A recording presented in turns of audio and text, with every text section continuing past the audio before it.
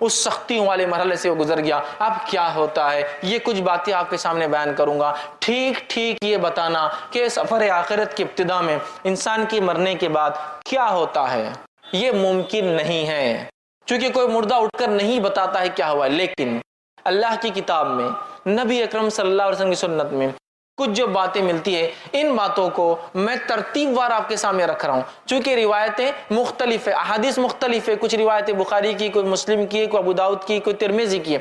لیکن اگر میں الگ الگ حدیثیں رکھوں گا تو شاید عنوان مکمل نہیں کر پاؤں گا. تو میں نے ان سب روایتوں کو ایک تسلسل دے دیا، کڑیاں جوڑنے کی کوشش کی ہے کہ ایسا ایسا ایسا ایسا ایسا ہو سکتا ہے، تاکہ ایک واقعے کی شکل میں، ایک آرڈر کی شکل میں کچھ باتیں آپ کے سامنے آئیں. ورنہ یہ تمام باتیں احادیث سے ثابت ہے، اور کچھ قرآنی آیتیں بھی انشاءاللہ اس کے اندر آئیں گی. تو آئیے، سفر آخرت کی ابتدا موت سے ہوئی، انٹری ہو گئی موت کے ساتھ، انسان مر گیا. مرنے کے بعد اب کیا ہوتا ہے وہاں سے دیکھتے ہیں. یہ سفر آخرت کی ابتدا ہے. نبی اکرم صلی اللہ علیہ وسلم فرماتے ہیں جب انسان مر جاتا ہے اور اگر وہ نیکوکار ہو تو ہوتا یہ ہے کہ خوبصورت چہرے والے فرشتے آتے ہیں اور انتہائی خوشبودار کفن اس کے لیے لایا جاتا ہے، اور اس کے پاس آتے ہیں، کھڑے ہوتے ہیں اور بشارتیں دیتے ہیں، خوشخبریاں سناتے ہیں. اس کے رب نے اس کے سفر آخرت کے بعد کیا دینے کا وعدہ کیا ہے وہ رکھتے ہیں. اس کی روح مچلتی ہے اور اسے اچھے اچھے ناموں سے پکارتے ہیں. جن اچھے اچھے ناموں سے وہ دنیا میں پکارا جاتا تھا اسے مبارکباد دیتے ہیں اور اس کو خوشخبریاں سناتے ہیں. جو ہی وہ روح خوشخبریاں سنتی ہے وہ مچلنے لگتی ہے سفر آخرت کی ابتدا کے لیے، اور کہتی ہے مجھے جلدی سے نکالو، مجھے جلدی لے کر چلو، تاکہ میں اس چیز کو پالوں جو میرے رب نے سفر آخرت کے بعد میرے لیے رکھی ہے اور جو بشارت تم لوگ دے رہے ہو. پھر فرشتے اس کو خوشبودار کفن میں جو ہے کفناتے ہیں. اس کے بعد پہلے آسمان کی طرف لے کر چلتے ہیں. جب پہلے آسمان کی طرف لے کر چلتے ہیں تو پہلے آسمان کے فرشتوں کو اس روح کی جو نیک تھی، جس کا سفر آخرت شروع ہوا ہے، خوشبو آ جاتی ہے اور ان کو پہلے سے پتہ چل جاتا ہے. جب وہ آتی ہے روح، فرشتے لے کر آتے ہیں تو پہلے آسمان کے فرشتے دروازے کھولتے ہیں، آسمان کے استقبال کرتے ہیں اور کہتے ہیں کہ مبارک ہو تم کو، اللہ نے تمہارے لیے انعامات لکھ رکھے. آؤ اے جو ہے ایسی روح جس نے نیک اعمال کیے، اور اس نیک انسان کی روح کو وہ قبول کرتے ہیں، ایکسیپٹ کرتے ہیں، خوش آمدید کہتے ہیں اور اس کو بشارتیں دیتے ہیں. اور وہ روح جو ہے اس آسمان سے لے کر پہلے آسمان تک پہنچی ہے، کھولے گئے دروازے دوسرے آسمان کی طرف جاتی ہے، اور ہر مرحلے میں، ہر آسمان میں یہی بشارتیں دی جاتی ہے اور وہ خوش ہوتی ہے، اور 7ویں آسمان تک اس کی روح لے جائی جاتی ہے. 7ویں آسمان تک اس کی روح لے جائی جاتی ہے. پھر اللہ تعالیٰ حکم دیتا ہے اسے واپس اسی جگہ ڈال دو، اس لیے کہ میں اسے دوبارہ اسی سے اٹھاؤں گا. پھر اس روح کو لا کر قبر کے اندر ڈال دیا جاتا ہے. وہ نیک انسان جب قبر میں ڈال دیا جاتا ہے تو ڈالنے کے بعد وہ نیک انسان جو قبر میں جو ہے بیٹھ جاتا ہے، یاد رکھیے. اور اس کے بعد وہ مرحلہ شروع ہوتا ہے جو بہت سخت مرحلہ ہے، وہ ہے سوال اور جواب کا مرحلہ. منکر اور نکیر 2 فرشتے داخل ہوتے ہیں. بہت اندازہ لگائیے، مٹی کا گھروندہ ہے قبر، نہ کوئی دیا ہے، نہ کوئی لائٹ ہے، نہ کوئی ایسے ٹمٹما چھوٹی سی روشنی بھی موجود نہیں ہے.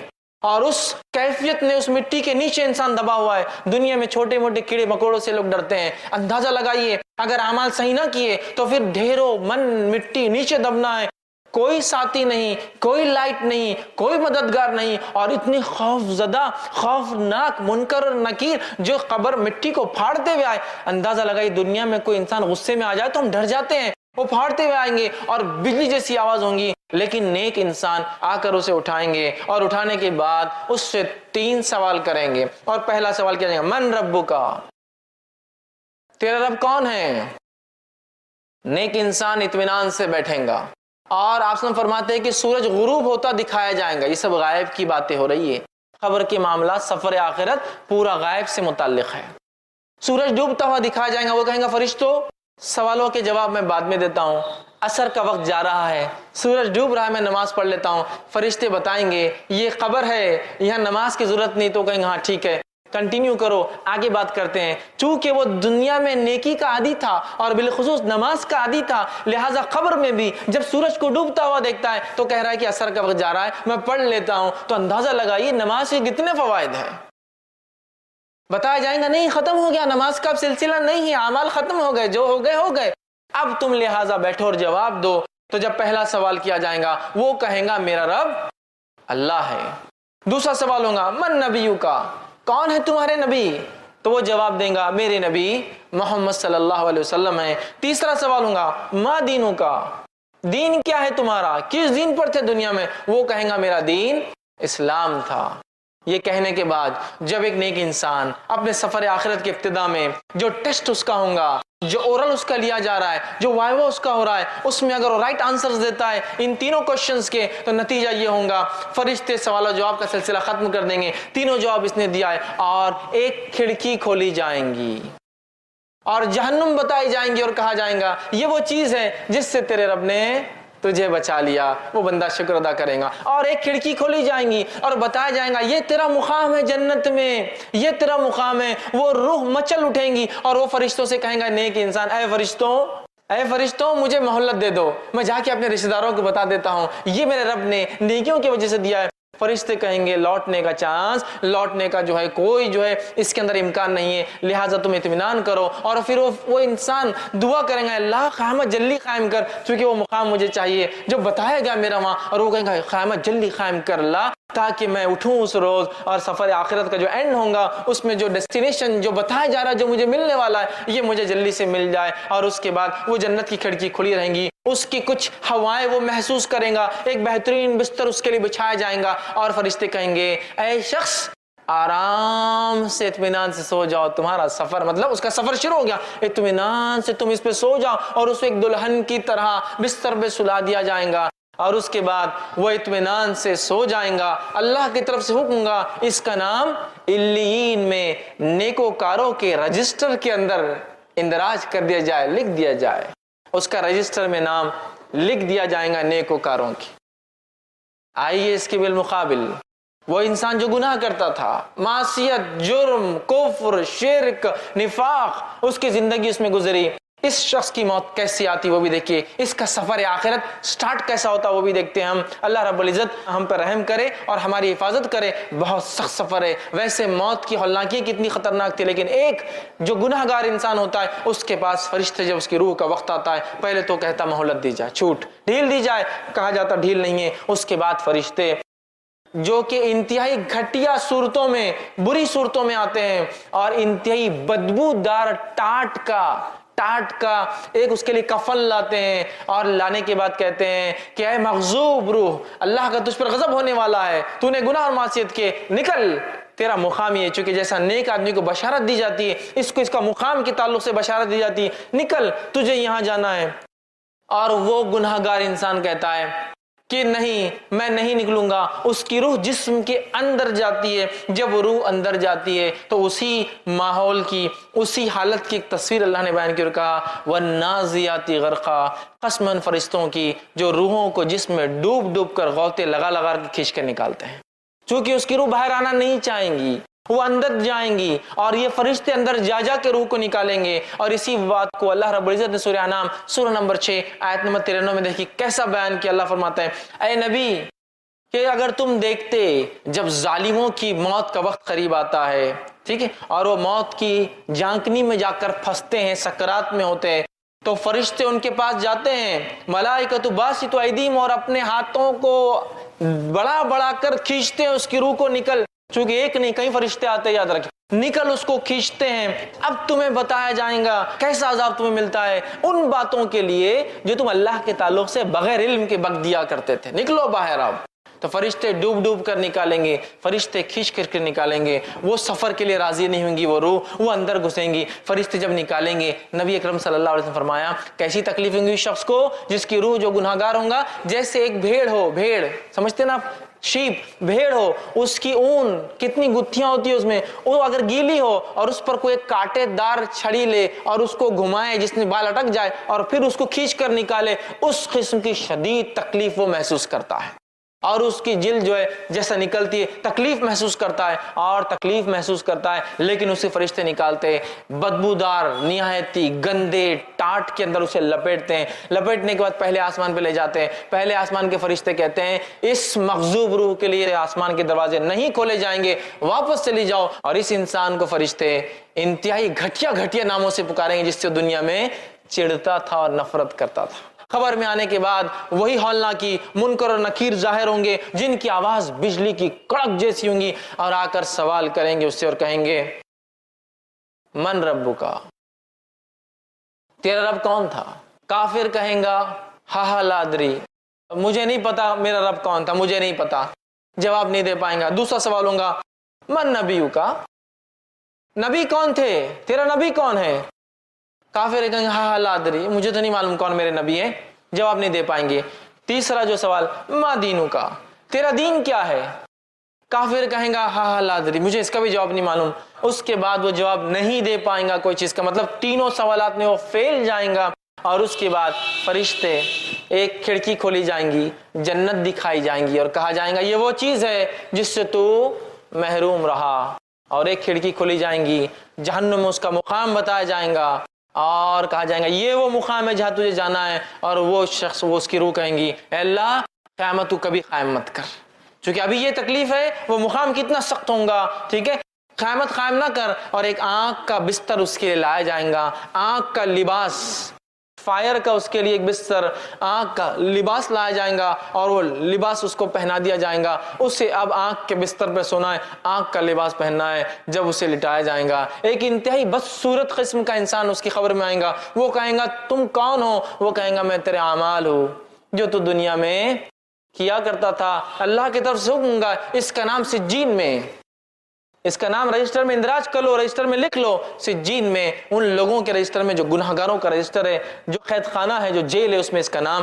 لکھ دو، اس کا نام رجسٹر کر لیا جائے گا اس معاملے میں، اور وہ قیامت تک تکلیف کے اندر لیٹنے والا ہے۔ ان مرحلوں پہ تھوڑا غور کیجیے، کیسا عجیب سفر ہے، کیسی خطرناک ابتدا ہے، اور ہماری اس کے لیے کیا تیاری ہے، یہ سوچنا سب سے امپورٹنٹ پوائنٹ ہے، سب سے اہم معاملہ ہے، یہ نقطہ سب سے اہم ہے۔ آج دنیا کی زندگی میں ہم اتنے غرق ہیں کہ ہمیں کچھ نہیں سمجھ میں آتا سوائے مال، دولت، بیوی، بچے، گھر، جائیدادیں، اچھی اچھی گاڑیاں اور اسٹیٹس اور مقام، اس کے علاوہ ہم کچھ نہیں کرنا چاہتے، یاد رکھیے کچھ نہیں کرنا چاہتے ہیں۔ یہ سفر کیسے طے کریں گے؟ اگر آپ ایک سفر کر کے جاتے ہیں کسی دوسرے شہر میں اور اس ہوٹل کے اندر گدا برابر نہ ہو، روئی برابر بھری نہ ہو، یا پھر گدا اسپیشل ٹیکنالوجی سے اگر بنا ہوا نہ ہو، تو صبح اٹھ کے ہم کہتے ہیں پیٹ ساتھ نہیں دے رہی ہے، آج کام برابر نہیں ہوگا۔ اندازہ لگائیے اس چیز کا جو گناہگار کے ساتھ ہو رہی ہے، آنکھ کا بستر، آنکھ کا لباس، کس قسم کی تکلیف ہے۔ تو یہ سفر آخرت کو ہم معمولی نہ سمجھے، اگر اس کے ابتدائی مرحلے ایسے ہیں تو اگلے مراحل کیسے ہوں گے ہم اندازہ لگا سکتے ہیں، یاد رکھیے۔ تو لہٰذا یہ بد اور نیک کا تھا۔ اب ایک معاملہ یہاں جو ہو رہا ہے، اعمال، اعمال وہ ساتھی ہے جو ساتھی ہمارے ساتھ قبر میں آنے والے ہیں، جس کو ہم سب سے بڑا دشمن سمجھتے ہیں اپنا۔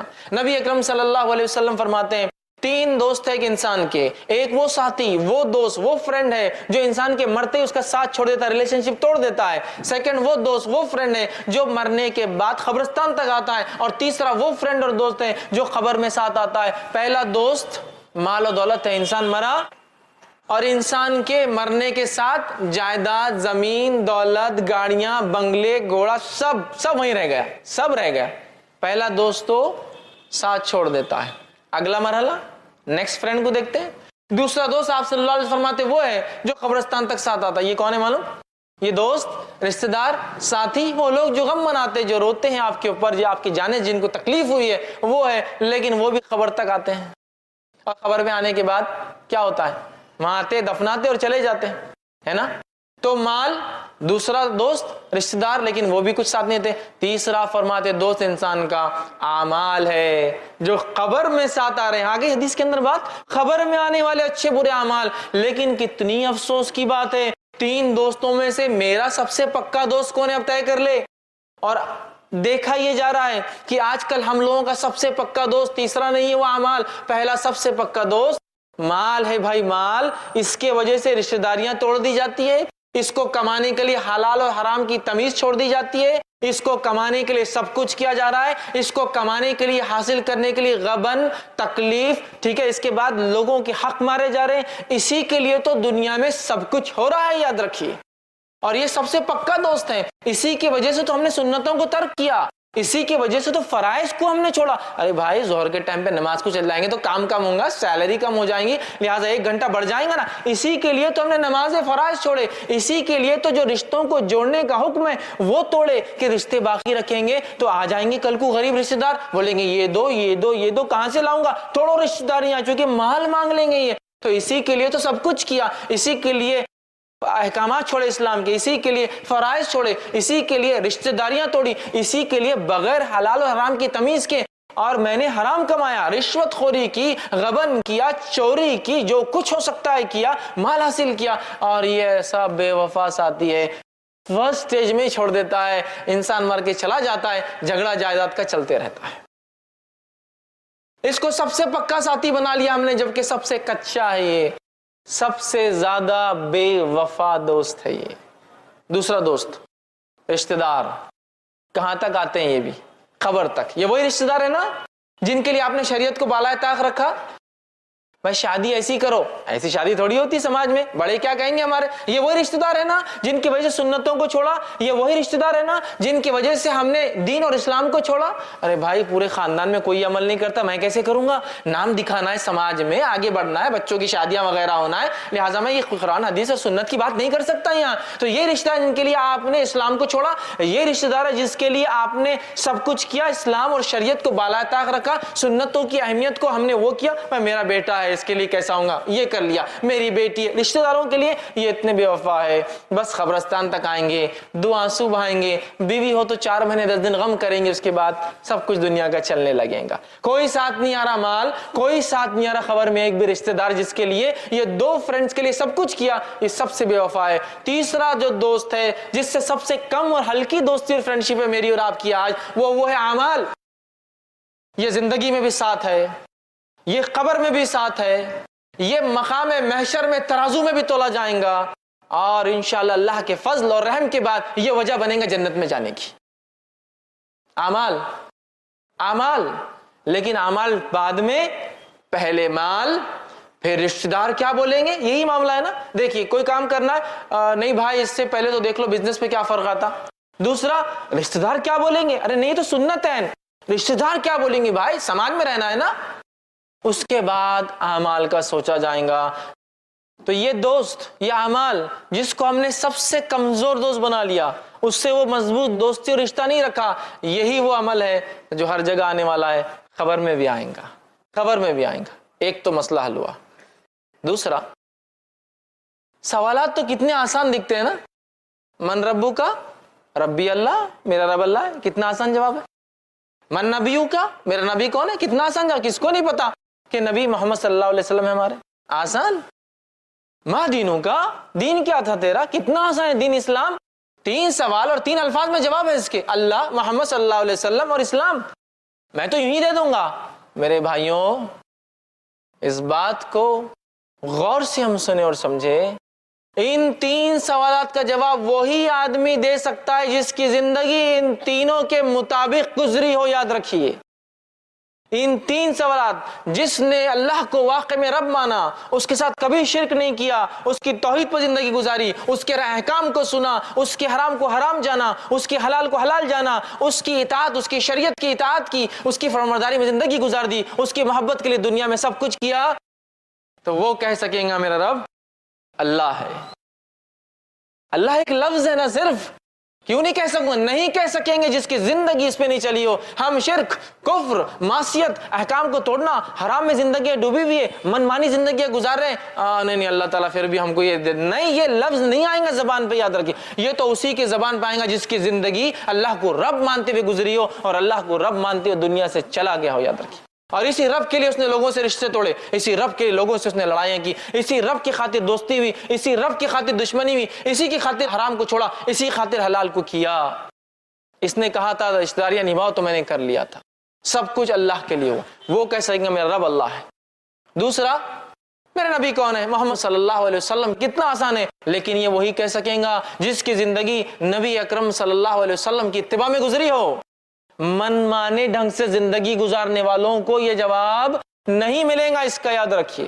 جس نے جو سنت کو بالائے طاق رکھا، سنت کیا ہے، کر لیے تو عمل ٹھیک، نہیں کرے تو چلتا، ماحول بنا دیا گیا، یہ سنت پہ عمل کرے تو ٹھیک، نہیں کرے تو چلتا ہے، ایسا کوئی مسئلہ نہیں، اتنا ماحول بنا دیا گیا آج۔ یہ سنتوں کو مذاق سمجھ رہے ہیں، سنتوں کا انکار کرنا فیشن بن چکا ہے آج کل، معلوم، ارے یہ حدیث تو میرے پلے نہیں پڑ رہی بھائی، سمجھ میں نہیں آ رہی، رد، ارے یہ حدیث تو مجھے سمجھ میں نہیں آ رہی، رد، ارے یہ حدیث تو اس کے خلاف دکھ رہی مجھے، رد، ارے یہ حدیث میں تو فلاں، رد۔ مطلب تمہاری عقلیں جانچیں گی اب سنت کو، सुन्नत का इनकार किया पूरी जिंदगी, मनमानी जिंदगी गुजारी, तो फिर क्या वो ये कह सकेगा मेरे नबी मोहम्मद सल्लल्लाहु अलैहि वसल्लम है?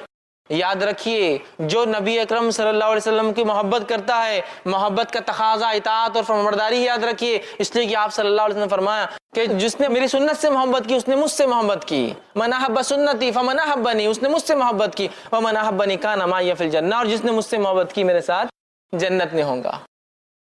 नबी अकरम सल्लल्लाहु अलैहि वसल्लम की सुन्नतों से मोहब्बत करना है और अपनी जिंदगी को सुन्नतों के मुताबिक ढालना है। फिर चाहे मेरा समाज और माशरा कुछ भी बके मेरे बारे में, मैं तो ऐसी जिंदगी जीऊंगा। यही सहाबा का तर्ज था, यही उनका तरीका था, इसी पे जिंदगी गुजारी। और एक एक सुन्नत तो कैसे मानते थे, बहुत बड़ा वाकया सुनाने का वक्त नहीं है। एक वाकया सुना तो अब्दुल्ला इब्न उमर रज़ी अल्लाह अन्हुमा सफर को निकलते, हज के सफर को जाते हैं, एक मुकाम पे ऊंट रुकते हैं। दूसरे ताबईन सोचते हैं, क्योंकि जो इनके साथ थे सीखना चाहते थे, क्यों तो इन्होंने अल्लाह के रसूल सल्लल्लाहु अलैहि वसल्लम के साथ हज किया था कि क्या क्या हज में होता है। लोगों को लगा शायद अब्दुल्ला अब नमाज असर पढ़ेंगे, सब उतरे। अब्दुल्ला इब्न उमर रज़ी अल्लाह अन्हुमा एक मुकाम पे गए, वहां जाकर ऐसे बैठे जैसे इस्तंजा पेशाब करने को बैठता है, वहां इस्तंजा के लिए बैठे, बैठ कर उठे। लोगों ने क्या किया, हम यहाँ वजू करके नमाज नहीं पढ़ेंगे, और आपने तो पेशाब भी नहीं किया, बस बैठ के आ गए। तो कहा नहीं ना, हम नमाज पढ़ेंगे ना ही असर करेंगे। तो नबी अकरम सल्लल्लाहु अलैहि वसल्लम, क्योंकि असर तो उस मुकाम पे पड़ी, तो कहा फिर यहाँ क्यों रुके हो? तो कहा नबी अकरम सल्लल्लाहु अलैहि वसल्लम के साथ मैं हज के सफर पे था, आप सल्लल्लाहु अलैहि वसल्लम यहाँ इस्तंजा फारिग हुए थे, मुझे आया तो नहीं था, फिर भी मैं बैठना पसंद करता हूँ यहाँ। कैसी इत्तिबा है, ये है मोहब्बत, ये है इताअत कि नहीं समझ में आ रहा हमको क्यों नबी ने किया, बस किया, हम कर रहे हैं उसको, ये मोहब्बत है। ये था उनका अमल, सुन्नतों से ये मोहब्बत थी। याद रखिए आज हमारा क्या है, सुन्नत तो है ना, चलता है, सुन्नत तो है ना, देखा जाएगा, अरे भाई सुन्नत ही है ना, फर्ज थोड़ी है। ये हाल हमने बना दिया है, तो क्या ऐसा शख्स ये कह सकेगा हाँ मेरे नबी नहीं कह सकेगा? ये वही कहेगा जिसकी जिंदगी ऐन सुन्नत पर गुजरी हो, या कम से कम गुजार ना सका हो तो तड़प रखता था शदीद कि अल्लाह मौका मिले तो मैं गुजारूं। क्योंकि दुनिया के ऐसे कई इलाके हैं जहाँ सुन्नत अमल करना मुश्किल ही नहीं, नामुमकिन होता है। तड़प रखा था उसने कम से कम। ये तीसरा सवाल कितना आसान, माँ दीनू का, तेरा दीन क्या है? मेरा दीन इस्लाम है। किसको नहीं पता? किसको नहीं पता? मजमे में से सबको पता है, लेकिन यह जवाब उसी के मुंह से निकलेगा जिसकी जिंदगी इस्लाम के मुताबिक थी, जिसका पैदा होना इस्लाम के मुताबिक था, जिसकी शादी इस्लाम के मुताबिक थी, जिसका मरना इस्लाम के मुताबिक था, जिसका उठना और बैठना और खाना और पीना सारे अमाल इस्लाम के मुताबिक थे, जिसकी शर्म हया लिबास सारा इस्लाम के मुताबिक था। यहाँ तो पूरी जिंदगी मनमानी, शादी अपने ढंग से, मैयत अपने ढंग से, पैदाइशी अपने ढंग से, मनमानी करते हैं। इस्लाम तो तब आता है जब झगड़े की बात आती है ना। इस्लाम तो तब आता है जब तलाक की बात आती है। शादी तो मनमाने ढंग से होती है, तलाक ही सुन्नत के मुताबिक होती है। हालत तो ये है, हालत तो ये है। फिर हम बोले हाँ नहीं, हम तो आसानी से जवाब दे देंगे इस्लाम हमारा दिन था। नहीं, ये अल्फाज नहीं आएगा मेरे भाई। जिसकी जिंदगी इन तीन चीजों पे थी, जो वाकई में अल्लाह को रब मानता था, शिरक नहीं किया उसके साथ, जो वाकई मोहम्मद सल्लल्लाहु अलैहि वसल्लम को अपने लायक इत्तिबा मानता था और आपके तरीके पे जिंदगी गुजारी, और जिसने वाकई में इस्लाम को अपना दीन समझा और उसके मुताबिक उसके जिंदगी का हर शोबा था, याद रखिए, कम से कम ना कर सका तो तड़प रखता था, वही जवाब दे पाएगा। क्या जवाब दे पाएगा? मेरा दीन इस्लाम है। तीन सवाल आसान दिखते हैं, जवाब हर आदमी नहीं दे पाएगा जब तक कि उसकी जिंदगी इस पे ना हो। आगे बढ़ते हैं।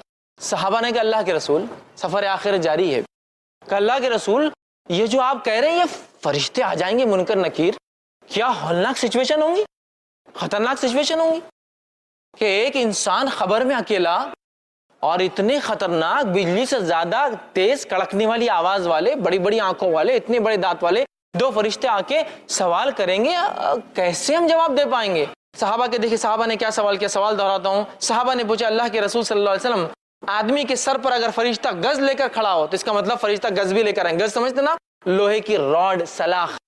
तो वो फरमा रहे अल्लाह के रसूल वो अगर गज लेकर खड़ा रहेगा सर पर तो हम तो मिट्टी के बुत बन जाएंगे, मुंह से जवाब भी कैसा निकलेगा उस खतरनाक फरिश्ते के सामने, है ना?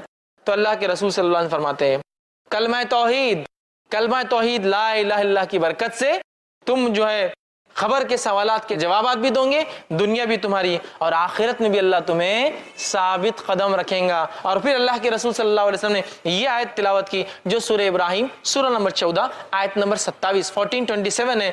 युसब्बितु अल्लाहु अल्लज़ीना आमनु बिलक़ौलि अस्साबिति फ़िल हयाति दुनिया व फ़िल आखिरा। अल्लाह ताला युसब्बितु अल्लाहु अल्लज़ीना आमनु जमा देगा ईमान वालों को बिक़ौलि साबित, एक मजबूत कलमे के जरिए, और वो कलमा कौन सा है?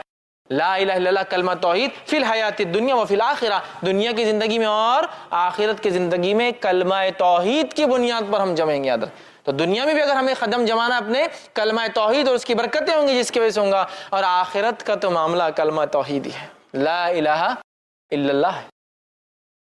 तो ये भी पता चल गया कि बरकत तौहीद की क्या है। ये तौहीद की बरकतों की वजह से इंसान के सवाल और जवाब में आसानी, मुनकर नकीर से नहीं डरेगा, दुनिया अच्छी गुजारेगा, और इंशाअल्लाह अज़ीज़ आखिरत भी इस इंसान की अच्छी होंगी। अब आइए आगे बढ़ते हैं। खबर में एक चौथा सवाल भी होगा, हैरत मत कीजिए, लेकिन ये सवाल नहीं है, ये फरिश्ते पूछेंगे, फिर सवाल की शक्ल में नहीं, ताज्जुब की शक्ल में या तारीफ की शक्ल में। वो क्या चीज़ है? इसके ताल्लुक से अबू दाऊद और बुखारी की रिवायत आती। अबू दाऊद की रिवायत में है, नबी अकरम सल्लल्लाहु अलैहि वसल्लम फरमाते हैं, जब बंदा 3 सवालात के जवाब दे देगा, मतलब ये नेक इंसान था, राइट आंसर्स दे देगा, तो फरिश्ते उससे पूछेंगे और सवाल करेंगे, मा युदरिक, तुझे हमारे सवालात के जवाब कैसे आए? बहुत इंपॉर्टेंट इशू है। अगर जो लोग स्टूडेंट्स हैं, स्कूल कॉलेज जाते एग्जाम्स देते हैं, वो इस बात को समझ सकते हैं कि वाइवा में अगर कोई क्वेश्चन आने वाला है और वो क्वेश्चन का आंसर कहाँ मिलता है अगर पता चल जाए तो कितनी बड़ी बात होगी ना। वही बात हो रही है। फरिश्ते पूछेंगे, पता कैसे चला आपको ये 3 सवालात के ये 3 जवाब है? तब सवाल करने वाले तो नेक इंसान क्या जवाब देंगे? सुनिए, अल्लाह के रसूल सल्लल्लाहु अलैहि वसल्लम फरमाते हैं, ये मुस्नद अहमद की रिवायत का एक टुकड़ा, एक हिस्सा है। आप फरमाते हैं, क़राअतु किताब अल्लाह, मैंने अल्लाह की किताब पढ़ी थी, आमनतु भी, मैं उस पर ईमान लाया, वसद्दक़तु, और उसकी तस्दीक भी की थी मैंने कि हक है। मैंने अल्लाह की किताब पढ़ी, ईमान लाया और तस्दीक भी की। देखिए, एक ईमान लाना है और तस्दीक करना एक चीज़ की, मानता हूँ मैं इस चीज़ को, मुझे यकीन है इस चीज़ पर, यकीन किया था, लिहाजा मुझे जवाब मिल गए। तो कहाँ है इन 3 सवालों के जवाब? अल्लाह की किताब में। कौन सी गाइड बुक में मिलेंगे आखिरत और आखिरत के सफ़र के सवालात के जवाब? कुरान में। इसको पढ़ना है। पढ़ना है तो सिर्फ ये नहीं कि हाँ पढ़ लिया अलिफ लाम मीम ज़ालिकल, पढ़ना है, तस्दीक भी करना है ना ईमान के साथ। इस किताब में कोई शक नहीं। तो जो किताब की इब्तिदा ये हो रही है, अक्सर किताबों पे लिखा होता है, मुसन्निफ की गुजारिश, किताब में अगर गलती हो तो हमें बता दे, अल्लाह आपको जज़ाए खैर देगा। इस किताब की इब्तिदा में अल्लाह कह रहा है, ज़ालिकल किताबु ला रैब फीह, इस किताब में अल्लाह की तरफ से में कोई शक नहीं है, तुम्हें कुछ शक और शुबा नहीं करना है, पढ़ो और सिर्फ अमल करना है तुम्हें। ऐसी किताब इतने प्यारे अंदाज से शुरू होती है। इस आयत को अगर समझना है ना, तो कभी अहले किताब की जिंदगियों को देखे तो बहुत तसल्ली होती, क्या किताब है। अहले किताब सिर्फ यही तय करते परेशान है, ये किताब का हिस्सा है या ये किताब का हिस्सा नहीं है, ये किताब का हिस्सा है या ये किताब का हिस्सा नहीं है। एक ज़माने में ये किताब थी, अगले ज़माने में रद्द हो गई, एक ज़माने में ये थी, अगले ज़माने में बोलते ये मौजूद थी। ये हालत है। अल्हम्दुलिल्लाह, इस किताब को सिर्फ आप खोल रहे हैं और इसमें लिखा हुआ है इस किताब में कोई शक नहीं। लेकिन जिस चीज़ में जब शक नहीं होता है तो इसका क्या माना होता है मालूम आपको? इसका माना होता है फिर उसे अमल करना भी लाजिम है। हुकूमत ने कानून पास किया, कानून अगर हुकूमत की तरफ से कोई शक नहीं है तो अमल करना लाजिम है।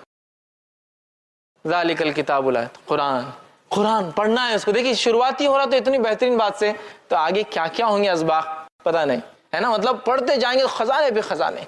तो कहा मैंने कुरान पढ़ा था। क्वेश्चंस 3 आंसर गाइड बुक बता दी गई क्या है। अब दूसरा आदमी जो जवाब नहीं दे पाएगा, फरिश्ते पूछेंगे क्यों जवाब नहीं दे पाया, और कोई अच्छी बात तो नहीं करेंगे उससे। क्यों जवाब नहीं दे पाए तो वो कहेंगे ला दरईता वला तलईता, मतलब क्यों जवाब नहीं दे पाए तो वो कहेंगे ना मैंने कुरान पढ़ा ना समझा। तो फरिश्ते कहेंगे तूने ना जाना न तूने पढ़ा। और एक फरिश्ता, एक रिवायत के मुताबिक गज लिया हुआ फरिश्ता, और एक रिवायत के मुताबिक जो सही बुखारी की है 2 हथौड़े लिया हुआ फरिश्ता होगा। हथौड़े, ठीक है, गज गज नहीं, हथौड़े। हथौड़े समझते ना आप, हथौड़ा जो होता है पत्थर तोड़ने में जो इस्तेमाल, वो 2 हथौड़े लेंगे। और जब पूछेगा तूने ना पढ़ा ना समझा, दोनों हथौड़ों को लेके इस जोर से दोनों कनपट्टियों पे मारेंगा तो रिवायत के अंदर था वो ऐसा चीखेगा, वो मुर्दा इतने जोर से चिल्लाएगा कि जमीन और आसमान की हर मखलूक सुनेंगी उसकी आवाज सिवाय जिन और इंस को छोड़कर, और उसका सर जर्रात में तब्दील हो जाएगा। और यही अजाब उसको क़यामत तक दोबारा उठने तक मिलने वाला है। आंख का बिस्तर, आंख का लिबास, हथौड़ों का अजाब। एक रिवायत में गज के है, गज, वो गज लेके खड़ा होगा और गज लेके खड़ा होगा और इस जोर से मारेगा। और ये गज वाले फरिश्ते और हथौड़े वाले फरिश्तों की दोनों की खुसूसियत ये, दोनों अंधे और बहरे हैं। سنتے بھی نہیں ہیں, دیکھتے بھی نہیں ہیں. چاند ذرہ برابر بھی نہیں ہے کہ کچھ وہ کر سکے. نہ سنتے ہیں نہ دیکھتے ہیں کیا ہو رہا ہے, لیکن مارتے ہیں. اگر دونوں روایتوں کو ملا لیا جائے تو مانا یہ ہوا ایک فرشتہ کنپٹیوں پہ مارتا ہے ہتھوڑے سے, اور ایک فرشتہ پیچھے سے کھڑے ہو کر سر پہ مارتا ہے گز. دونوں روایتوں کو ملاتی ماں. تو اس گز کے تعلق سے آپ نے فرمایا جب وہ گز اٹھاتا ہے اور مارتا ہے اس کے سر پر, چونکہ سفر آخرت کی تیاری نہیں کر کے آیا تھا, تو وہ گز جب سر پہ پڑتا ہے تو اس کا سر ذرات میں تبدیل ہو جاتا ہے. اور آپ صلی اللہ علیہ وسلم نے فرمایا کیا تم جانتے ہو یہ گز کے بارے میں, کیسی گز ہے وہ جو لوہے کی سلاخ ہے؟ صحابہ نے کہا آپ بتائیے کیسی ہے. تو کہا یہ گز ایسی ہے کہ اگر ایک بڑے پہاڑ پر مار دی جائے تو ایک وار سے پورا پہاڑ ذرات, ذرات سمجھتے ہیں نا, ذرات ان پارٹیکلز کو کہتے ہیں جن کو بغیر پھونکے کے خود بخود اڑتے رہتے ہیں انوائرمنٹ کے اندر, ایٹماسفیئر میں, ذرات میں تبدیل ہو جائیں گا. اور پھر آپ نے فرمایا یہ گز کتنی وزنی بتاؤں؟ اتنی وزنی ہے کہ سارے انس آدم علیہ السلام سے لے کر آخری بچہ جو پیدا ہوں گا, اور سارے جن ابلیس سے لے کر آخری جو جن ہوں گا, سب بھی اگر جمع ہو جائے اور اس گز کو ہلانا چاہے تو ہلا بھی نہیں سکتے ہیں. اتنا ویٹ ہوگا اسے ایک گز کا. تو کن پٹی پہ ہتھوڑے, سر پہ گز مارا جائیں گا. نماز کی اہمیت بتائی جا رہی ہے. اگر ایسا نہ ہوا تو شیطان ان لوگوں پر, اس بستی والوں پر, اس شہر والوں پر غالب آ جائیں گا اور ان کو جو ہے وہ بکھیر دیں گا. یاد رکھیے, مطلب اللہ کی اطاعت اور اس کی بندگی سے دور کر دیں گا. تو یہاں پتہ چل رہا ہے باجماعت نماز کی کیا اہمیت ہے. اسی طرح دوسری ایک روایت میں آپ صلی اللہ علیہ وسلم فرماتے اور کہتے ہیں, یہ روایت جو صحیح بخاری کی ہے, روایت کے الفاظ سننے کتنے سخت ہے. آپ صلی اللہ علیہ وسلم فرماتے اور کہتے ہیں کہ مجھے اس ذات کی قسم جس کے ہاتھ میں میری جان ہے, میں نے ایسا ارادہ کیا کہ ایک مرتبہ لکڑیاں جمع کروں اور اذان دینے لگاؤں. جب اذان ہو جائے تو کسی اور کو نماز کے لیے آگے بڑھا دوں. جب وہ نماز شروع کر دے تو پھر میں بستی اور شہر میں نکلوں اور ان تمام لوگوں کے گھر کو آگ لگا دوں جو بنا کسی عذر کے وجہ کے گھر میں جو ہے نماز پڑھتے ہیں. میرا دل چاہا کہ ایک مرتبہ جو ہے میں لکڑیاں جمع کروں اور اذان دینے لگاؤں اور خود نہ نماز پڑھاتے ہوئے کسی اور کو اپنے جگہ مصلی پہ کھڑا کر دوں اور پھر نکلوں اور نکل کے ان لوگوں کے گھر کو آگ لگا دوں جو بنا کسی وجہ کے عذر کے جو ہے وہ نماز با جماعت میں شریک نہیں ہوتے, بس ان کے گھروں کو جلا دوں. مسند احمد کی روایت میں اضافی الفاظ ہے, اگر مجھے چھوٹے بچوں کا اور عورتوں کا خوف نہ ہوتا تو میں ان کے گھر جلا دیتا. اگر مجھے اس میں عورتیں, چونکہ عورتوں کو بجماعت نماز فرض نہیں ہے, بچوں کے اوپر عبادت فرض نہیں جب تک وہ بالغ نہیں ہوتے, تو اگر مجھے عورتوں اور بچوں کی فکر نہ ہوتی تو میں ان کے گھر جلا دیتا.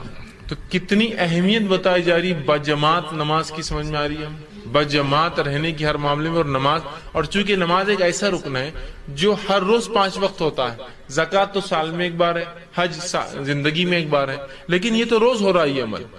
زکوٰۃ سال میں ایک بار ہے, ٹھیک, روزہ سال میں ایک بار, لیکن یہ روز ہوتا ہے. اگر یہاں اجتماعیت ہماری ہوں گی تو بہت سارے اس کے فائدے ہوں گے, اور اس بات کی گواہی آپ بھی دیں گے اور میں بھی دیتا ہوں. اجتماعیت کے فائدے تو اپنی جگہ ہے ہی, اجتماعیت میں رہنا, لوگوں کے ساتھ رہنے کے بہت سے بینیفٹس یاد رکھیں, ٹھیک. اور یہاں شریعت کا حکم بھی ہے, تو کتنا اہم حکم ہے کہ گھر جلا دینا. اسی سے علماء لکھتے ہیں کہ نماز با جماعت یہ واجب اور فرض ہے. یاد رکھیں, با جماعت پڑھنا واجب اور فرض ہے, سوائے شرعی عذر کے, سوائے مجبوریوں کے, سوائے مسجد نہ ہو کسی علاقے میں, مسلمان ہے لیکن مسجد نہیں ہے, سوائے اس کے کہ آپ کی صحت ساتھ نہ دے, حالات ساتھ نہ دے, یہ ایک الگ چیز ہے, یہ عذر ہے, مجبوریاں ہیں, ایکسیپشنل کیسز ہیں, ٹھیک. اسی طرح آپ صلی اللہ علیہ وسلم فرماتے اور کہتے ہیں, ایک نابینا صحابی جن کا نام ام مکتوم آتا ہے, صحیح مسلم کی روایت ہے, ام مکتوم, وہ آئے اور کہا اللہ کے رسول صلی اللہ علیہ وسلم میں ایک نابینا انسان ہوں. یہ نابینا تھے, اندھے تھے. میں ایک نابینا انسان ہوں اور مسجد آنا میرے لیے مشکل ہوتا ہے, اس لیے کہ مجھے ہر بار کوئی لے کر آنے والا نہیں ہوتا ہے. وہ نابینا تھے اور نابینا انسان کو ظاہر سے چلنے میں بہت تکلیف ہوتی ہے. تو کہا مجھے ہر بار کوئی انسان نہیں ملتا جو مجھے پکڑ کر مسجد تک لا کر چھوڑ دے, تو لہٰذا کیا میں اپنی نمازیں گھر پر پڑھ لوں؟ تو آپ صلی اللہ علیہ وسلم نے کہا ٹھیک, تو اپنی نمازیں گھر پر پڑھ لو. جب وہ جانے لگے تو راوی کہتے اللہ کے رسول صلی اللہ علیہ وسلم پلٹے اور کہا کہ میں مکتوم 1 منٹ رکو, ذرا ٹھہرو. وہ ٹھہر گئے. ٹھہرنے کے بعد ان سے کہا کیا تمہیں اذان کی آواز سنائی دیتی ہے؟ تو کہا اللہ کے رسول صلی اللہ علیہ وسلم ہاں مجھے اذان کی آواز سنائی دیتی ہے. تو کہا اگر اذان کی آواز سنائی دیتی ہے تو پھر میں تمہیں حکم نہیں دے سکتا ہوں گھر پر نماز پڑھنے کا، تم کو مسجد آنا ہی پڑے گا. اگر اذان کی آواز آتی ہے تو میں تمہیں حکم نہیں دے سکتا ہوں گھر میں پڑھنے کا، تمہیں مسجد آنا پڑے گا. تو اندازہ لگائیے نماز با جماعت کی کیا اہمیت ہے کہ ایک نابینا بھی اس سے ایکسیپشنل نہیں ہے، جس کو کتنا بڑا عذر ہوتا ہے دکھتا ہی نہیں. تو کہ اگر اذان کی آواز آتی ہے تو کسی نہ کسی کے ساتھ تم کو آنا پڑے گا، میں تم کو چھوٹ نہیں دے سکتا ہوں اس کی. ایک آدمی کو ایکسیپشنلی چھوٹ دیتے آپ سب کے لیے ہو جاتی نا. اذان کی اگر آواز آتی ہے تو اسی سے علماء یہ مسئلہ اخذ کرتے ہیں کہ کہیں مسجد اتنی دور ہو، سواری کا انتظام نہ ہو اور اذان کی آواز بھی نہ آتی اور اذان کی آواز بھی نہ آتی ہو تو بہرحال وہ آدمی پھر مجبور ہے. اگر وہ جماعت سے نہ پڑھ سکے تو الگ بات ہے، کیونکہ اذان نہیں آ رہی، مطلب مسجد بہت دور ہے کہ اذان کیا اسے سنائی نہیں دیتی، ورنہ اگر سنائی دیتی ہے تو جانا پڑے گا، نابینا کو بھی جانا پڑے گا. اب آج دیکھیے مسجد ہم سے جو ہے 10 میٹر کی دوری پہ بھی نہیں، 100 قدم کی دوری پر بھی نہیں، لیکن تجارت ہے، کسٹمر بہت آتے تو یہاں جلدی ہو جائیں گے نا. مسجد جانا، سب بندی کرنا، جماعت میں کھڑے ہونا، امام صاحب پھر لمبے لمبے سورے پڑھا دیں گے تو ایک وہ مصیبت نہیں ہو جائیں گی سوار، تو وہ سوروں کو سننا، اس کے بعد آنا تو 15 منٹ تو مار کھا جا رہے اپنے. حالانکہ ہم یہ نہیں سوچ رہے یہ 15 منٹ ہی جمع ہوتے ہیں وہاں آخرت کے اعتبار سے.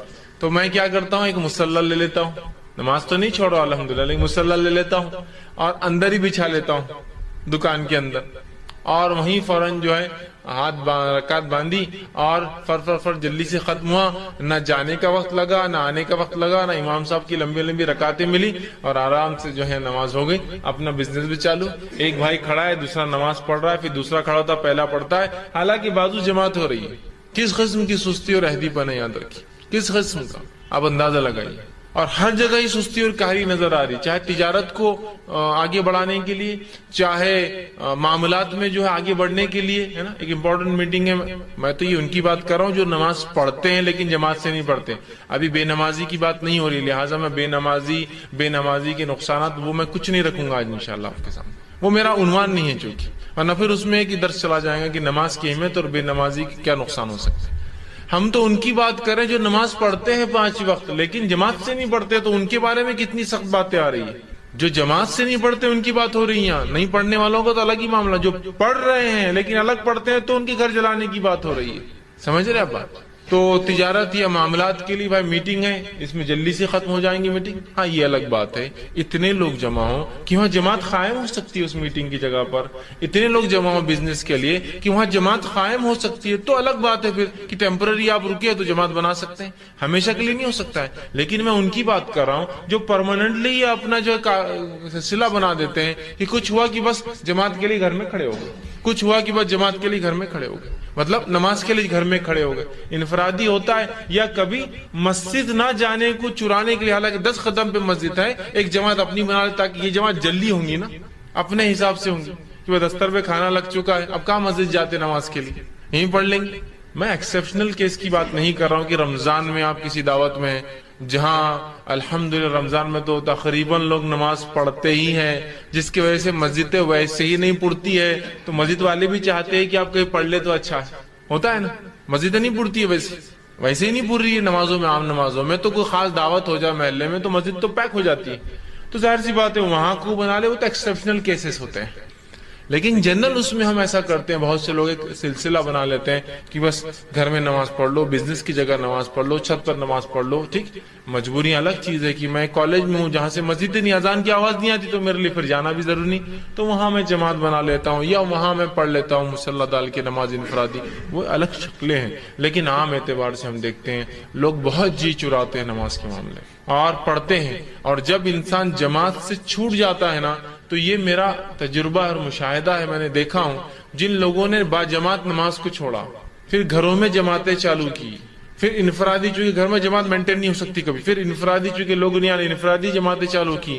اس کے بعد ایک زمانہ پھر تاخیر سے نماز پڑھنے لگے، حالانکہ نماز چھوڑنے کی وجہ تھی لوگ اول وقت میں نہیں پڑھتے بلکہ میں گھر میں پڑھوں اپنی جماعت میں، پھر تاخیر سے پڑھنے لگے، اور پھر حال یہ ہو گیا کہ نمازوں کو جمع کر کے پڑھنے لگے، اور پھر حال یہ ہو گیا کہ تھوڑے دن بعد بے نمازی بن گئے، تھوڑے دن سے مراد کچھ سالوں اور کچھ وقت میں بے نمازی ہو کہ نماز کی پرواہ ہی نہیں، بیٹھے ہیں تو جو بیٹھے ہیں تو ظہر اور عصر کا وقت بھی ہوگا مغرب تک، چلو میں تو مسافر ہوں، میں تو سفر میں آپ سے ملنے آیا ہوں، میں تو جمع کر رہا ہوں، لیکن جو مقیم ہے وہ بھی میرے ساتھ بیٹھا ہے، اچھا ظہر اور عصر مل سکتی ہے، مغرب اور عشاء مل سکتی ہے نا، لیکن ایک انسان عصر سے میرے ساتھ مغرب بھی بیٹھا ہے، عشاء تک بیٹھا ہے، میں تو اپنی ظہر عصر ملا کر آیا ہوں لیکن پھر بھی وہ بیٹھا ہے، حالانکہ بڑا علامہ بتاتا ہے اپنے آپ کو، لیکن چونکہ پہلے کہا یہ اول وقت میں نہیں پڑھتے، الگ پڑھتا ہوں جماعت سے، پھر جماعت ختم ہوئی، پھر انفرادی، اور نماز ہی پوری مکمل چھوٹ گئی پھر ایسے لوگوں سے۔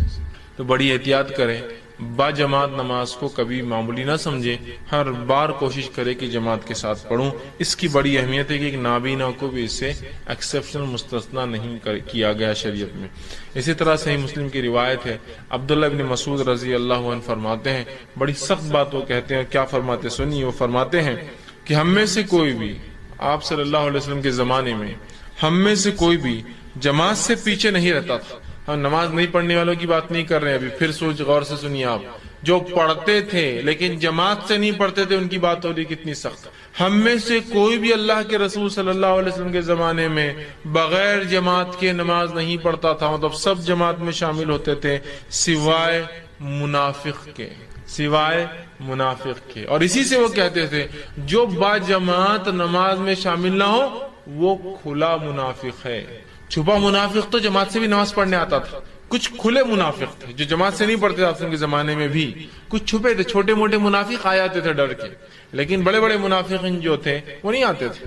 تو کہا سب آتے تھے سوائے منافق کے، اور جو نہیں آتا تھا ہم سمجھ جاتے تھے یہ منافق ہے، پھر کہتے ہیں سوائے منافق کے اور بیمار کے، لیکن بیمار کو بھی ہم میں سے دو لوگ کاندھے پہ ڈال کے لا کے کھڑے کر دیتے تھے۔ منافق تو آتا ہی نہیں تھا سوائے بیمار کے، مطلب بیمار لوگ نہیں آتے تھے، لیکن بیماروں کو بھی دو لوگ مل کر اٹھا کے لاتے تھے کاندھے پر، لا کے کھڑے کر دیتے تھے، سب کے بیماروں کو بھی لا کر کھڑے کر دیا جاتا تھا۔ دیکھیے با جماعت نماز نہ پڑھنے کے تعلق سے کیا بتا رہے صحابہ کی، یہ منافقت کی ایک علامت ہے، چونکہ منافق ہی با جماعت نماز میں نہیں آتا ہے۔ دوسرا، بیمار بھی ہوتا تو اٹھا کر لایا جاتا نماز کے لیے۔ آج تو ہماری بیماریوں کا کیا کہنا ہے نا، کیا ہو گیا بھائی آج نماز آپ نے جماعت سے نہیں پڑھی، آج میرے کو 3 چھینکیں آ گئی صبح صبح، اور 3 چھینکیں تو بہت زیادہ ہوگی آپ کے لیے ہے نا، اتنی صحت کہاں دی اللہ نے آپ کو 3 چھینکیں برداشت کر سکے، چوتھی چھینک میں تو ہارٹ اٹیک آ جائے گا آپ کو۔ ٹھیک ہے، اچھا کیا آپ نے آج نماز کو پڑھا۔ ارے آج آپ با جماعت نماز میں دکھ نہیں رہے 2-4 دن سے، ارے بہت زیادہ بیمار ہونا، کیا بیماری ہے آپ کی؟ وہ ہاتھ میرا روز دکھ رہا۔ اچھا تو آفس بھی نہیں جا رہے؟ نہیں آفس تو جانا پڑتا نا، مجبوری ہے۔ اچھا پھر آپ اسکول کالج میں؟ نہیں، وہ اس کے بغیر تھوڑی چلتا۔ اچھا پھر آپ دن بھر گھر میں؟ نہیں، صرف نماز کی حد تک نہیں آ رہا ہوں میں، اس لیے کہ وہ پوری تکلیف درد دکھ نماز کے ٹائم ہی ظاہر ہوتا ہے، دینی کوئی کام کے ٹائم ہی ظاہر ہوتا ہے نا۔ ہاتھ دکھنے کیا تعلق جماعت سے؟ ہاتھ تو دکھ ہی رہا ہے نا، ایسے بھی دکھ رہا ہے ویسے بھی دکھ رہا ہے، کچھ نہ کرو بھی تو دکھ رہا ہے، لے کے چلو اس کو ساتھ اپنے، ہو سکتا ہے اللہ کے ذکر میں ہوں گے تو اللہ اس کو شفا دے دیں گے، لیکن وہ نہیں ہوتا ہے۔ اللہ کے رسول صلی اللہ علیہ وسلم کے تعلق سے آتا ہے، آپ کی وفات سے کچھ دن قبل آپ نے چلنا پھرنا بند کر دیا تھا، آپ چل پھر نہیں پا رہے تھے، خود سے اٹھ نہیں پا رہے تھے، بلکہ آپ نے جب نماز کے لیے ارادہ کیا 2 دن پہلے یا 3 دن پہلے، روایتوں مختلف الفاظ، ارادہ کیا تو آپ کھڑے ہو کر گر جاتے تھے، مطلب اتنی طاقت نہیں تھی قدموں میں کہ چل سکے، آپ گر جاتے تھے۔ روایت میں کہ آپ اٹھے، وضو کیا، کھڑے ہوئے اور گر گئے، چونکہ پھر بے ہوش ہو گئے، بے ہوشی سے وضو ختم ہو جاتا ہے، اس لیے کہ پتہ نہیں انسان نے کیا کیا، پھر آپ اٹھے، پھر وضو کیا، پھر گر گئے، پھر آپ اٹھے، پھر وضو کیا اور پھر گر گئے۔ یہ کیفیت تھی آپ کی، اتنی کمزوری تھی۔ اس میں آتا ہے کہ اللہ کے رسول اتنی کمزوری میں بھی ہم 2 صحابہ کو بلاتے اور دونوں کے کاندھوں پر ہاتھ رکھتے، آپ کے پیر ڈالنے کی طاقت نہ تھی تو آپ صلی اللہ علیہ وسلم پیر رگڑتے جاتے مٹی کے اندر، مطلب آپ چل نہیں سکتے، تو اب ظاہر سے ایک آدمی کاندھوں پہ 2 لوگوں نے ڈال دیا اور کھینچ کے لے جا رہے، ویسے آتے تھے۔ اور آپ نے ہمیں کچھ دن بیٹھ کر نماز پڑھائی، پھر لیٹ کر نماز پڑھائی، اور پھر ابوبکر صدیق نماز پڑھاتے تھے اور آپ سے پیچھے لیٹتے تھے، چھوڑی نہیں لیکن لیٹ کر پڑھی۔ اسے پتا چلا مسجدوں میں ایسا نظم ہونا چاہیے کہ جہاں مصلی بیمار بھی آئے تو لیٹنے کا پروویژن بھی ہو کہ وہ نماز پڑھ سکے، بیٹھنے کا بھی ہو کہ وہ پڑھ سکے، یاد رکھیے، ٹھیک؟ تو اس بات کو سمجھنا ہے ہمیں، یاد رکھیے کتنی اہم بات ہے کہ بیمار ہے، نبی ہے، چاہتے تو شرعی عذر بتا سکتے تھے، چاہتے تو اللہ چھوٹ دے دیتا، چاہتا تو اللہ معاف کر دیتا، پھر بھی آ رہے امت کو سکھانے کے لیے کہ نماز با جماعت کی بڑی اہمیت۔ لیکن ہماری بیماریوں کو میں نے کہا نا کیا کہنا، بہت بڑی بڑی بیماریاں ہو جاتی ہیں، ہم کو چھینک آنا بہت بڑی بیماری ہے، تھوڑی کھانسی کی بیماری ہے، تھوڑا سا آنکھ گرم ہو گیا، تھوڑا سا آنکھ گرم ہو گیا تو فوراً گھر والوں نے بولا نماز کو مت جاؤ، ٹھیک ہے امی نماز کو نہیں جاتی، ٹھیک ہے ابا نماز کو نہیں جاتے۔ باقی اگر امی ابا بولے بیٹے تھیٹر مت جاؤ تو نہیں، تھیٹر جاؤں گا تو میں ساتھ رہوں گا اچھے سے، نہیں تو وہ تنگ کروں گا تم کو، وہاں اپنی منوائی جا رہی بات، یہ ہونا تو فلاں ہوں گا، نماز کے لیے نہیں، آپ نے بول دیا اب میں نہیں جاؤں گا، نہیں امی بھی نہیں بول رہے ابا بھی نہیں بول رہے، بہت زیادہ مجھے بخار دکھ رہا، یہ دکھ رہا، یہ تمام چیزیں وجوہات نہیں ہے نماز کو چھوڑنے کی، نہیں ہے نماز کو چھوڑنے کی۔ بہرحال اسی طرح نماز با جماعت کی اہمیت اس سے ہی پتہ چلتی ہے۔ سورہ نساء سورہ نمبر 4 آیت نمبر 102 میں اللہ نے فرمایا کہ جب تم جنگ میں ہو اور جنگ کی حالت میں ہو اور خوف کا معاملہ ہو، جنگ ہو یا خوف ہو مطلب دشمن کے حملے کا ڈر ہو، تو تب امام کے پیچھے کچھ لوگ کھڑے ہو اور کچھ لوگ حفاظت کرے، پھر کچھ لوگ کھڑے ہو کچھ لوگ حفاظت کرے، اسے کہتے ہیں صلاۃ الخوف۔ خوف دشمن کے حملے کا ڈر یا جنگ کے میدان میں نماز پڑھنا جب دشمن حملہ کر سکتا ہے، تو تب نماز کا طریقہ یہ کہ ہاف جماعت لڑیں گی جو مسلمانوں کی ہے، آدھی امام کے پیچھے آئیں گی یا جو بھی امام طے کرتا ہے جو بیسٹ پاسبل اسٹریٹجی ہو سکتی ہے پیچھے آئیں گی۔ ایک شخص نماز بانے اور آپ صلی اللہ علیہ وسلم صلاۃ الخوف پڑھی، آپ نے پڑھ کر بتایا صلاۃ الخوف کیا ہوتی ہے اور کیسے ہوتی ہے، تو امام کھڑے ہوتے، اللہ کے رسول کھڑے ہوئے ایک مرتبہ نماز کے لیے، آدھے صحابہ پیچھے آئے، ٹھیک، آدھے صحابہ پیچھے آئے، اس کے بعد 2 رکعت کے بعد سلام پھیر کر چلے گئے، پھر آدھے اس کے بعد آئے، رسول اللہ کنٹینیو کر رہے اپنی، آپ نے 4 پڑھی، صحابہ نے 2 اور اس کے بعد کی جماعت نے 2 رکعت پڑھ کے اپنے گئے۔ سمجھ رہا بات؟ تو خوف کا ماحول ہے، دشمن کے حملے کا ڈر ہے، اتنے میں بھی نبی اکرم صلی اللہ علیہ وسلم بتا رہے ہیں، اللہ حکم دے رہا ہے کہ نماز با جماعت ہوں گی، کہ آدھے لوگ پڑھے اور آدھے حفاظت کریں، تو گویا حملے کے اس میں بھی، خوف کے ماحول میں بھی، وہاں بھی نماز با جماعت پڑھنا ہے۔ تو اس کی فرضیت سمجھ میں آ رہی ہے، نماز با جماعت کتنی اہم چیز ہے کہ خوف کے ماحول میں بھی جماعت بنانا ہے۔ دشمن کا ڈر، اور یہ کوئی دشمن کے ڈر کی بات کر رہا ہوں، چوہے بلی کتا آ جانے کا ڈر نہیں کہ آ جائیں گا بکری آ کے یہ کھا لیں گی، دشمن جہاں جان کا ڈر ہے، دشمن آئیں گا اچانک تو کیا آ کے بولیں گا نماز توڑ دو میں لڑنے آیا تم سے چلاؤ لڑنے، وہ تو نماز میں آپ کو ماریں گا، سمجھ؟ تو وہاں بھی کہا کہ آدھے لوگ حفاظت کے لیے کھڑے ہوں گے، آدھے لوگ نماز پڑھ، ہے نا، صلاۃ الخوف۔ تو اس کا طریقہ پورا قرآن نے بتایا، سورہ نساء آیت نمبر 102 اور اس کے آگے اٹھائیے، پورا طریقہ آپ کو مل جائے گا، معاف کرنا ہاں 102 آگے پورا طریقہ آپ کو نماز کو مل جائے گا صلاۃ الخوف۔ اور رسول اکرم صلی اللہ علیہ وسلم پڑھائی، صحابہ بیان کرتے کہ ایسے ایسے مختلف ادوار میں ایسا ایسا ایسا ایسا آپ نے اس نماز کو پڑھایا، لیکن وہ بھی با جماعت۔ تو آپ دیکھ رہے ہیں جماعت کی کتنی اہمیت، لیکن ایک وضاحت یہاں ضروری ہے، جماعت کی اہمیت یاد رکھیے بہت ہے، لیکن آپ کو حالات اور ماحول دیکھنا بھی ضروری ہے، ورنہ بہت سے لوگوں کو میں نے دیکھا ہے کہ اپنی با جماعت نماز کو انسانوں کی تکلیف کی وجہ بنا دیتے ہیں۔ آپ ٹرین میں جا رہے ہیں، ٹرین میں با جماعت نماز نہیں ہو سکتی میرے بھائی، گورنمنٹ نے آپ کے لیے کوئی پروویژن نہیں کر رکھا ہے کہ مسلمان نماز پڑھیں گے تو ٹرین میں جگہ بنائی جائے۔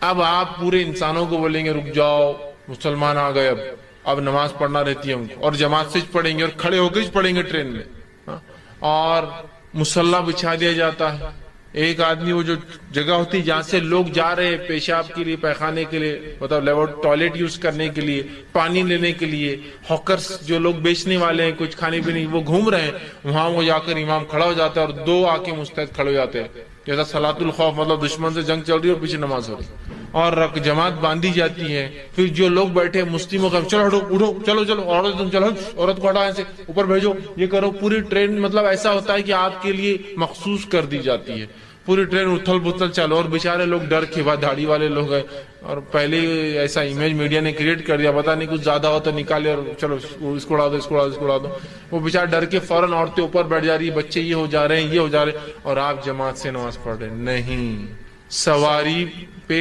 رسول اکرم صلی اللہ علیہ وسلم جماعت سے نماز ثابت نہیں۔ ہاں سواری میں سہولت ہو، جیسے کہ اگر آپ سعودی عرب جائیے گلف کنٹریز میں، تو وہاں ٹرین میں جیسے ہمارے پاس پینٹری کار ہوتا ہے نا، وہاں ٹرین میں ایک مسجد کا ڈبہ ہوتا ہے پورا، جیسے کھانے پینے کا ایک ہوتا ہے، آپ دیکھیں کینٹین، تو ویسے مسلم کنٹریز میں ٹرین کے اندر ایک ڈبہ ہوتا ہے، مسجد رہتی ہے، وہاں جا کیا پڑھیے کتنا بھی، چونکہ وہ مسجد ہے خاص، اسی کے لیے رکھا گیا ڈبہ، یہاں نہیں ہوگا۔ لیکن یا بس ہے اور بس کو آپ بول دیں کہ بس روک دو، بس ہم سامان ہے، ہم کو جماعت سے نماز پڑھنا ہی پڑتی، اور बेचारे बस के 40 मुसाफिर जो है उंगलियां तोड़ तोड़ के बददुआएं दे रहे हैं आपको कि हमको जल्दी जाना है, फला मसला है। आप बोले नहीं, 5 टाइम बस रुकेंगी पूरी सफर के अंदर, और झगड़ा चालू नहीं। सफर में तो आप उतरे, वजू किया, बस में बैठे, जहां बैठे वहां रकात बांध ली, हो गया। सहूलत है तो एक आदमी रकात बांधे, पीछे उसके सीट वाले बैठे, आवाज आ रही तो ठीक, नहीं पढ़ सकते बस नहीं, अपनी अपनी पढ़े। इसलिए कि नबी अकरम सल्लल्लाहु अलैहि वसल्लम को देखा गया, आप सवारी पर थे और अकेले नमाज पढ़ रहे थे, और आप खिबले का भी वो नहीं करते, खिबला दूसरी जानिब होता, आप दूसरी तरफ नमाज पढ़ते, मतलब सवारी पर खिबला भी कोई शर्त नहीं है। तो ये वजाहत, वरना जमात की वो हो गई और आप चलते प्लेने बोलेंगे अब हम सब जमात से नमाज पढ़ेंगे, क्रू पूरा परेशानी, क्या कर रहे, नया मसला ही। हालांकि सऊदी एयरलाइंस में प्रोविजन होता है जहाँ नमाज का, उतनी जगह वो खास रखते हैं जहाँ वो भी उनके क्रू के लोग भी पढ़ते हैं, कैप्टन भी आता है पढ़ता है, और दूसरे लोग भी पढ़ते हैं, डायरेक्शन भी कंटिन्यू खिबले का देते रहते कहाँ है, वो एक अलग शक्ल है। लेकिन आप कोई भी फ्लाइट में यहाँ बैठ कर पढ़िए, सहूलत नहीं है ना, और खड़ना रिस्क भी होता है। नहीं, अब बाजमात नमाज तो प्लेन में भी होंगी, और ताकि अल्लाह के पास गवाही रख, हवा में भी हम जो है जमात से पढ़ रहे थे नमाज, और लोग जिद करते हैं, लोग परेशान हो जाते हैं, सबको तकलीफ होती है, और एक अजीब मंजर खिंच जाता है कि कैसा अजीब सख्त किस्म का दीन है जो इनको सहूलत नहीं देता है। आम हालत में, सहूलतों में बाजमात नमाज फर्ज है, मजबूरियां हैं, मुश्किलें हैं, हालात है, ठीक है, सफर है, सवारी है, ये समझने की जरूरत है। तो एक वाकया से पहले मैंने सुनाया था, आप लोगों ने सुना होगा, एक मैंने देखा था कि कुछ लोगों ने जमात से नमाज खड़ी कर दी ट्रेन के अंदर। हालत ये हुई कि एक औरत जो सफर में थी, उसके पास इतनी सहूलत ना थी कि अपने बच्चे को डायपर पहना सके, उसके बच्चे ने पैखाना कर दिया, और हमारी नमाज तो खत्म हो रही नहीं, बाजमात पढ़े ना, पूरी ट्रेन ब्लॉक, वो बेचारी बैठी, क्या तस्वुर उसने इस्लाम का लिया होगा, ये कैसे लोग हैं कि मुझे बुनियादी सहूलतें इस्तेमाल करने से भी इनकी जमात ने, उनकी इबादत ने रोक दिया। ये नहीं होना चाहिए, याद रखिए, ये नहीं होना चाहिए। ये चीज को समझना बेइंतहा जरूरी है हम लोगों के लिए कि जमात से नमाज भी पढ़ना है, लेकिन इंसानों का जब मामला आ गया तो हुकूकुल इबाद तरजीह ले जाते हुकूकुल्लाह पर। मालूम आपको ये बात भी समझिए, जमात की मैं बात कर रहा हूँ। आप बोलेंगे ऐसा कैसा, बंदों के हक अल्लाह के ऊपर ही फख्र ले आते हैं। हाँ, ले जाते हैं। यही अल्लाह के रसूल जो फरमा रहे हैं, मेरा दिल चाहता है लोगों के घरों को आग लगा दूं जो मस्जिद में नमाज नहीं पढ़ के घर में पढ़ते हैं। यही अल्लाह के रसूल सल्लल्लाहु अलैहि वसल्लम फरमाते हैं, जो प्याज और लहसुन का है वो हमारी मस्जिदों में दाखिल ना हो। क्या कह रहे हैं, मस्जिद में जो नहीं आते घर जला दो। यही अल्लाह के रसूल फरमाते, जो प्याज और लहसुन का मस्जिद में ना, चुकी बंदों के हक मारे जाते, प्याज लहसुन से बदबू आती है जिससे इंसानों को तकलीफ होती है। दूसरा फरमाते हैं, जब किसी को बैतुल खला जाना हो, रफ़ा हाजत को जाना हो, पेशाब पैखाने को जाना हो, वो जमात में बाद में शामिल हो, पहले रफ़ा हाजत को जाए तो इंसान आए, बंदों का हक पहले आ गया, रफ़ा हाजत पहले और इबादत बाद में। जिसको भूख लगी हो और मगरिब का वक्त हो तो वो खाना खा ले, अगर उसे उम्मीद है आखिर रकात भी मिल जाएंगी तो पहले खाना खत्म करे, फिर आखिर रकात में शामिल हो। खाना पहले, नमाज बाद में, बंदों का हक। तो मैं भी इसीलिए कह रहा हूँ, जब ट्रेन में है, बसेस में है, सहूलतें नहीं होती है तो वहां क्या करेंगे आप, वहां जमात का एहतमाम नहीं होगा। इस बात को समझने की जरूरत है। आप इसी की तरह नमाज बा जमात की क्या फजीलत आती है, फजीलत भी रखता हूँ। जब इतनी वईद की गई तो फजीलत क्या बताई गई, आइए आप सल्लल्लाहु अलैहि वसल्लम नमाज बा जमात की फजीलत बताते हैं और फरमाते हैं, सही बुखारी की रिवायत है, जमात के साथ नमाज जो पढ़ी जाती है वो अकेले नमाज पढ़ने के मुकाबले में 27 दर्जे 27 टाइम्स अच्छा है, अफजल है, ज्यादा सवाब देने वाली चीज है। जमात में जो नमाज पढ़ी जाती है वो इनफरादी नमाज के मुकाबले में 27 टाइम्स 27 दर्जे ज्यादा सवाब देती है। कितनी बड़ी बात बयान है, 27 दर्जे, माशाअल्लाह 27 टाइम्स सवाब मिलता है। लेकिन इससे एक बात और निकलती जो उलमा निकालते, मसला वो ये कि बाजमात नमाज ना भी कोई पढ़े तो नमाज तो कबूल हो जाएगी। इसलिए क्या फरमाया, 27 दर्जे ज्यादा, मतलब उसको 27 लेस है, लेकिन नमाज नहीं होती, ऐसा नहीं होगा। मैं इसलिए कह रहा हूँ, वरना फिर एक नई गलत फहमी कि जमात से मैंने कह दिया तो आप दूसरे को इल्जाम फतवा ही लगा देती, नमाज ही नहीं होती। नहीं, वो बहुत बड़ा गुनाह कर रहा है कि वो नमाज कुछ ऐसा करके जो है बहुत अपने नफ्स को नुकसान में और जुल्म में डाल रहा है, लेकिन फिर भी शरई उज़्र के तहत, मजबूरियों के तहत, हालात के तहत या कोई पढ़ लेता है तो सवाब से तो महरूम है, लेकिन नमाज हो जाती है। ये बात भी सामने आ रही है। 27 दर्जे ज्यादा सवाब मिलता है, कितनी बड़ी बात है ना। अब लेकिन 27 दर्जे ज्यादा सवाब, उससे क्या होता, ये कैलकुलेशन हमारे पल्ले पड़ता नहीं ना। अगर मैं आपको ये कहूं कि आप अगर एक प्रोडक्ट लाकर सेल करें तो आपको डबल मुनाफा होगा, 2 गुना मुनाफा, 2 टाइम्स, तो ये हमको बराबर समझ, 2 टाइम्स 1000 की चीज 10 रुपीज प्रॉफिट, 2 times 200, ओहो हिसाब बिल्कुल क्लियर है।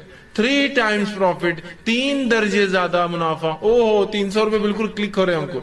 और 4 दर्जे ज्यादा मुनाफा, ओहो 4, ये 27 दर्जे समझ में नहीं आता लेकिन हमको। दीन कहना को मसला नहीं, अल्लाह बढ़ा देंगे हो सकता है बाद में, चलो इजी ले लो। अब मैं ये बताना चाह रहा हूं कि दुनिया में कैसे हिसाब करते हैं। ये 1 गुना 2 गुना ज्यादा प्रॉफिट दूर की बात है, जो लोग ओरिजिनल बिल बिजनेस करते हैं वो ये सब चीजें जानते हैं। रुपये 2 रुपये और 4 रुपए की बड़े टर्नओवर के अंदर क्या नुकसान और क्या फायदे हो सकते हैं, समझते हैं आप। 25 पैसे भी अगर एक कस्टमर को आप यूं छोड़ते हैं, एक दिन में 100 कस्टमर आते हैं तो मंथ के अंदर इतना होता है जितना आपका टेलीफोन बिल होता है, उतना निकल जाता है आपका कॉस्ट, समझ रहे आप। तो जो टर्नओवर बिजनेस करते हैं वो जानते हैं रुपये का क्या वो होता है। एक साहब थे वो बिजनेस करते थे, दिन भर में जो है 25 कुंटल शक्कर बेचते थे और सबसे कम कॉस्ट में उनकी शक्कर बिकती थी, इतना कम कि जितना होलसेल मिलता उतने रेट में बेचते थे। जब उनसे पूछा गया कि फिर आपका मुनाफा क्या है, तो उस जमाने में शक्कर वो मोटे मोटे थैलों में आती थी, तो कहा मुनाफा मेरा एक थैला 100 रुपए में बिकता है बाद में, तो 25 कुंटल बेचता हूँ टर्नओवर पे और 2500 रुपए थैले की मिलते हैं, शक्कर में नहीं कमाता हूँ, टर्नओवर पे बिजनेस करता हूँ, है ना। तो वो आदमी बोलेगा यार 1 गुना का क्या होता है, 1 टाइम मोर प्रॉफिट मतलब 100 टाइम हो जाता है ना एग्जैक्टली। वो 1 दर्जा 1 गुना मतलब मल्टीपल ऑफ, तो वो होता 100 टाइम्स होता है एग्जैक्टली। उससे 100 रुपए का 200 होना मतलब 100 टाइम्स हो जाता है। 300 होना तो 27 दर्जे। मैं ये बात समझाने की कोशिश कर रहा हूँ कि दीन में ये कैलकुलेशन हमको समझते नहीं। जब दर्जात की बात हो रही 700 दर्जे सवाब, 70 दर्जे सवाब नहीं समझता, समझिए उसको दुनिया के हिसाब किताब समझते हैं। तो बहरहाल 27 दर्जे ज्यादा सवाब कौन बेवकूफ है जो छोड़ सकता है ना। आइए इसी तरह आप फरमाते हैं इसकी फजीलत में सही बुखारी सही मुस्लिम मुत्तफक़ अलैह रिवायत फरमाते और कहते, सुनिए, आदमी का जमात के साथ नमाज पढ़ना घर और बाजार में नमाज पढ़ने के मुकाबले में 20 से ज्यादा गुना ज्यादा फायदेमंद, 20 टाइम्स या मोर देन 20 टाइम्स। ऊपर वाली रिवायत में 27 टाइम्स आ गया, इस रिवायत में more than 20 up to 27 times. ये माना हो सकता है कि 20 से लेकर 27 के बीच में कुछ दर्जा उसकी नीयत के एतबार से मिलेंगे उसको।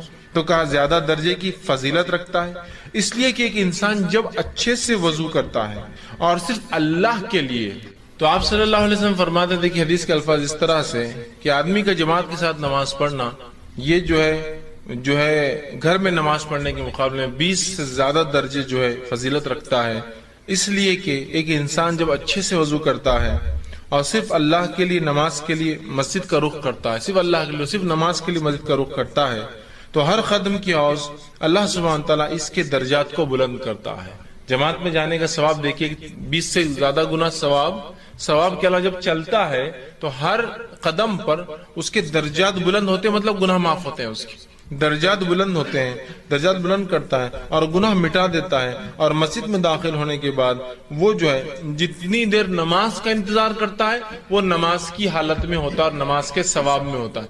मतलब एक इंसान मस्जिद जाके जितनी देर इंतजार करता है नमाज के लिए उतनी देर सवाब मिलता है, नमाज में शामिल होने का नमाज में शुमार होता है। और फरिश्ते इसके लिए रहमत की दुआएं करते हैं जब तक कि वो नमाज की जगह बैठा रहे।